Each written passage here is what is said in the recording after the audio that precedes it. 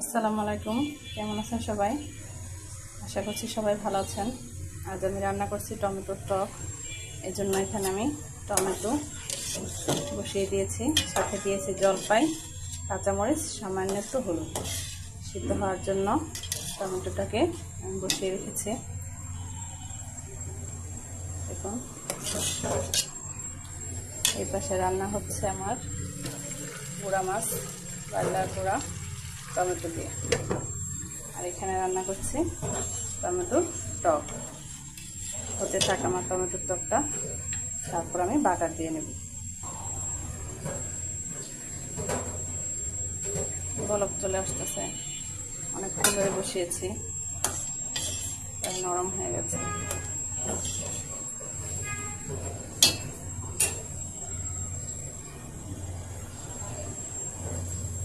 কালারটা কি সুন্দর আসছে, তাই না বন্ধুরা?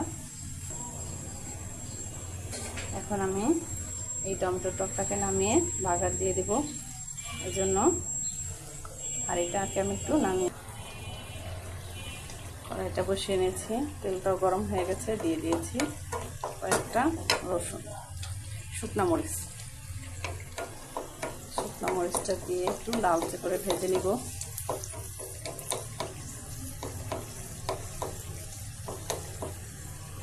এতে ঘ্রাণটা ভালো আসে আর শুকনো মরিচটা ভাজাও হয় সুন্দরভাবে। একসাথে পেঁয়াজ রসুন ভাজলে কালারটা তেমন সুন্দর আসে না। এখন দিয়ে দেবো আমার কুচিয়ে রাখা রসুন কুচি। এটা আমি ফ্রিজে কেটে রেখে দিই, যখন প্রয়োজন হয় বাগারের জন্য নামিয়ে বাগারের কাজটা আমি এই রসুন দিয়ে করে নিই।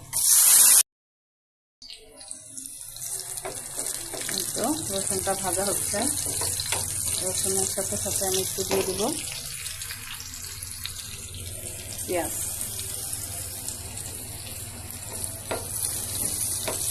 একসাথে পেঁয়াজ রসুন ভাজা হয়ে যাবে।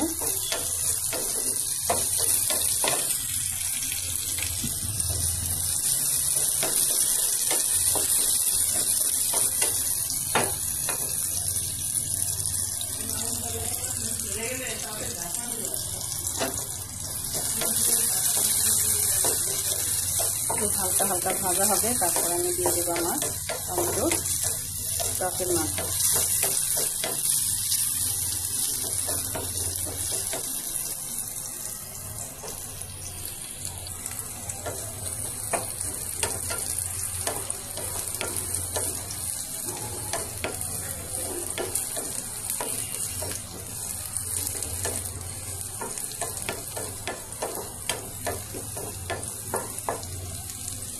সুন্দরভাবে ভাজা হয়ে গেছে।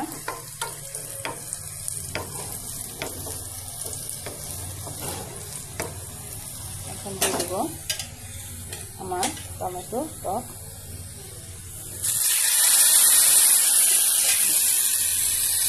দিয়ে আমি দিয়ে দিলাম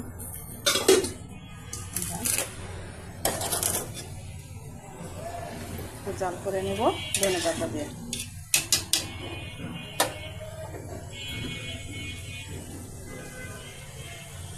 ধনেপাতা দিয়ে দিচ্ছি। হয়ে গেল আমার টমেটো টক রান্না।